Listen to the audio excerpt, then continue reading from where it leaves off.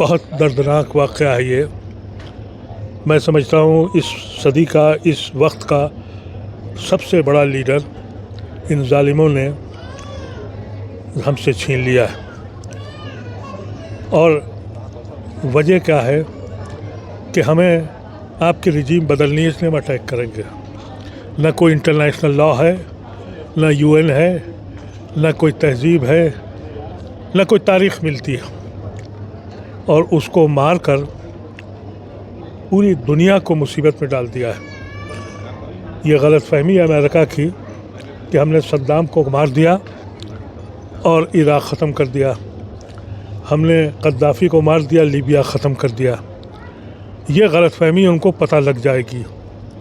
उन्होंने जिस कौम को छेड़ा है वो 1400 साल से करबला नहीं छोड़ी उन्होंने।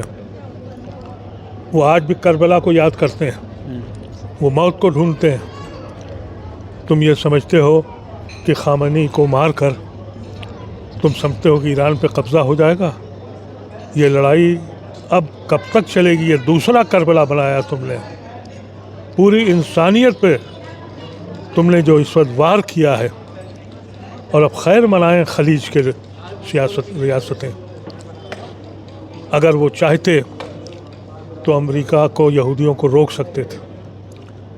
बरखिलाफ़ उसके बिल्कुल तय है, पूरा प्लान करके इन्होंने किया कि पहले तो एक महीने से ये कहते रहे कि हम नेगोशिएट कर रहे हैं, और ईरान कह रहा है कि हम नेगोशिएशन में हैं हिस्सेदार।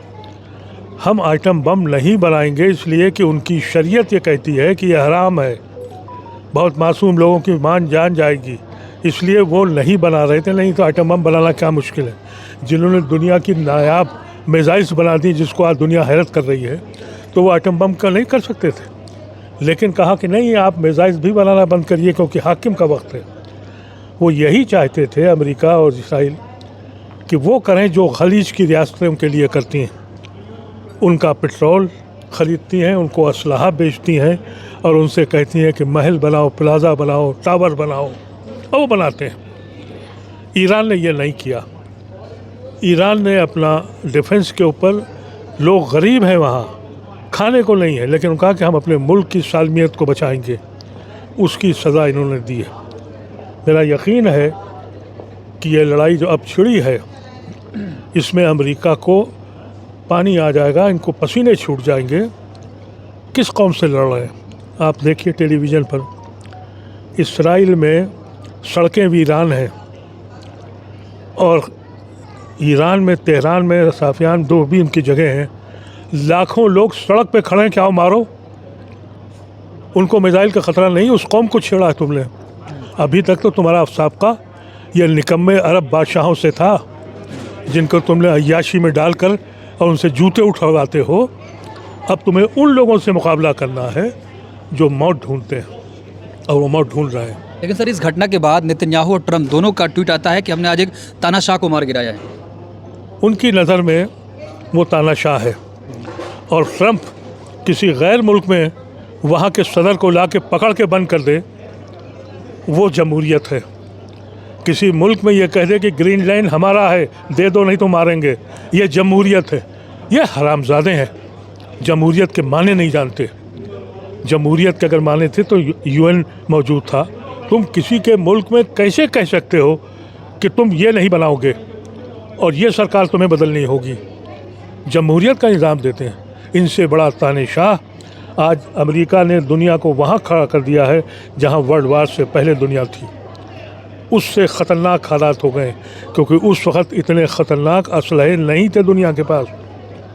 अब कम्युनिकेशन है, असलहे हैं, दुनिया जहन्नुम बन जाएगी। और वो ममालिक जो अब तक ख़ास तौर से दुबई और बहरीन जो इन्होंने अड्डे बनाए थे, ये मत समझिए कि खामनी तो एक ऐसा लीडर था जो जंग नहीं चाहता था, सुलह की बात करता था। उसने अरबों से भी ये कहा हम जंग नहीं करेंगे। और आपको याद होगा पिछली लड़ाई जो 12 दिन की हुई, वो इसराइल से हुई। जब अमेरिका ने उसके ऊपर कतर के बेस से अटैक किया तो फ़ौरन से मारा, अदरवाइज़ नहीं मारा। और इस बार भी ये कहा था कि अगर तुमने इन बेसेस से जो हमारे इर्द गिर्द लगाए हैं अगर तुमने अटैक किया तो हम तुम्हें मारेंगे, और उन्होंने मारा, अब वो मारेंगे। जाहिर है कि लेकिन अमेरिका कह रहा है कि ईरान में महिलाओं की आज़ादी नहीं थी, उनको अपने कपड़े पहनने की आज़ादी नहीं, तमाम तरह के पूरे अमेरिका में जो उसके जॉफरी एप्स्टीन के साथ जो रंडीबाजी कर रहे थे, वो चाहते हो तुम ईरान में की जाए? तुम ये चाहते हो कि पूरी औरतें रंडियाँ बन जाए?